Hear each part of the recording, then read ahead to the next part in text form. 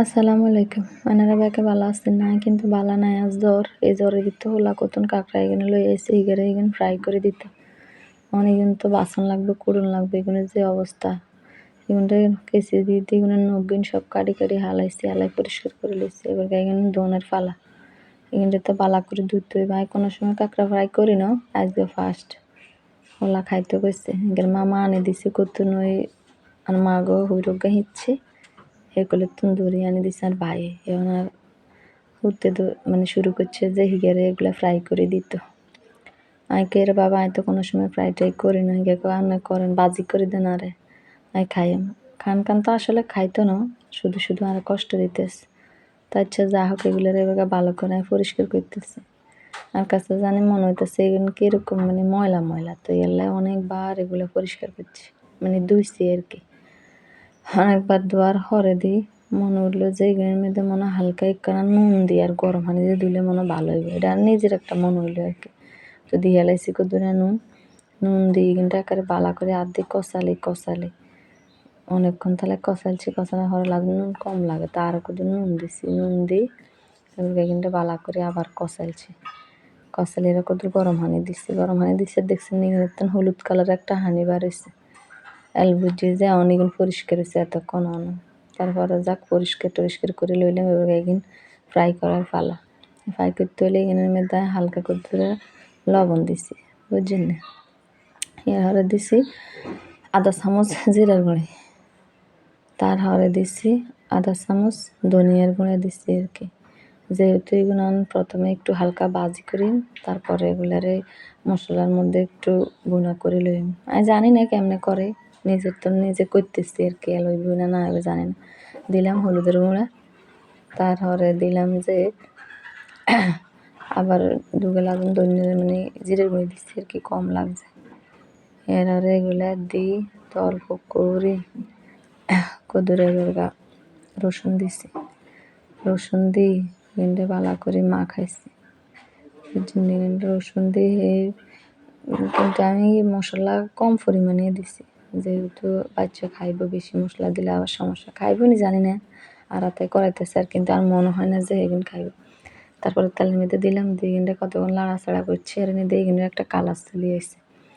এবার গায়ে ডাকনা উগা দিই গুঁড়ি থুইছি কতক্ষণ এবার গোড়ার থাকে এবার আইলাম আয় ডাকনা সরাই চাই ওমা কি সুন্দর এখন কালার আছে দেখছেন না কাঁকড়া আর কেমনে খাইব আর হলাই গায়ে জানি না, কিন্তু ওলা বায়না দিচ্ছে এলে এখন করণ লাগে নাইলে আমি কিন্তু এখানে খাইটাই না।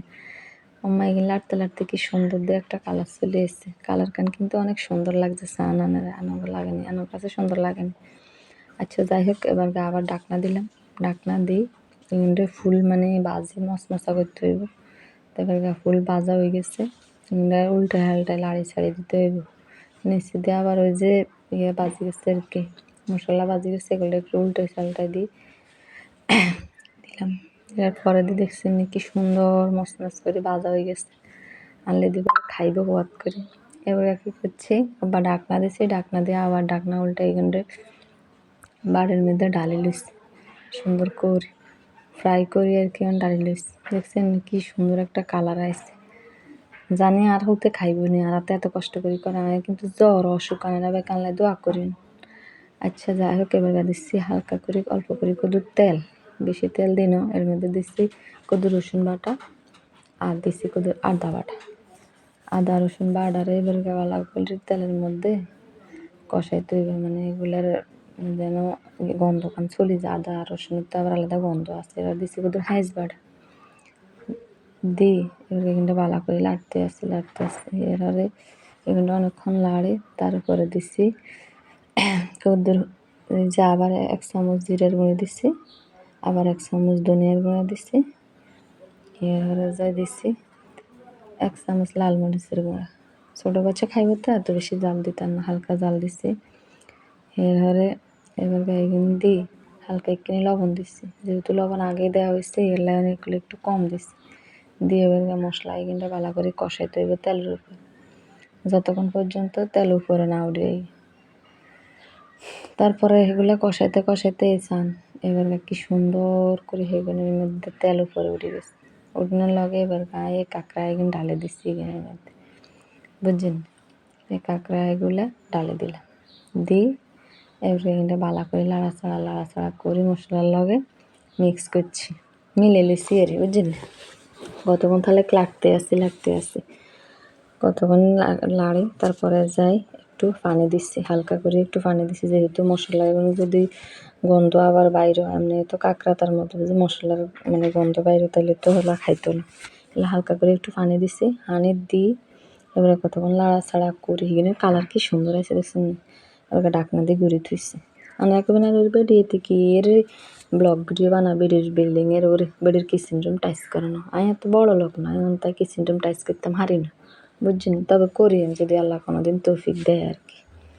আচ্ছা যাই হোক, তো এবারে ভালো করে লাড়ি আবার ঢাকনা দিয়ে থুইছি, ঢাকনা দেওয়ার পরে কিছুক্ষণ পরে চুলের আঁচ একটু কমাই দিই চারদিনে কিন্তু পুরো বাজি গেছে কড়িয়ের লাগে। এবার কিন্তু লাড়ি অনেকক্ষণ উল্টাই দিয়ে মশলা এখানে দেখেছি যে মাখা হয়ে গেছে, অবশেষে বোঝা গেছে যে এগুলা মানে হয়েছে, এখানে এবার ডালি লই বুঝছেন? বাড়ি ওকার মধ্যে সুন্দর করে প্লেট একখানে চালে দিয়ে দৌড়ি যায়, প্লেটের মধ্যে ডালি লইছি দেখছেন কালার কি বাক্কা সুন্দর আছে, আর হলা হবাদ করে খাইবে কেমনে খাইবে জানি না, কিন্তু খাই না। অবশেষে ডালি লই আনগরে দেখাইতে আসছি দেখছেন এখানে কালারটা কিরকম আছে আপনারা জানাইন, আর মজা হইব কিনা সেইটাও কইন। এবার গাছ ছেলের খানার ফালা লই আইসি তার সামনে, এত কম বেগিন দেই আর দিই না গোস্ত ব্যাংকে কেনার আবার গোস্ত থান মানে কাঁকড়া আর কি, হাতে ক না মজা হয়েছে এই কথা কই এত খাইছি কিনে এত কিনে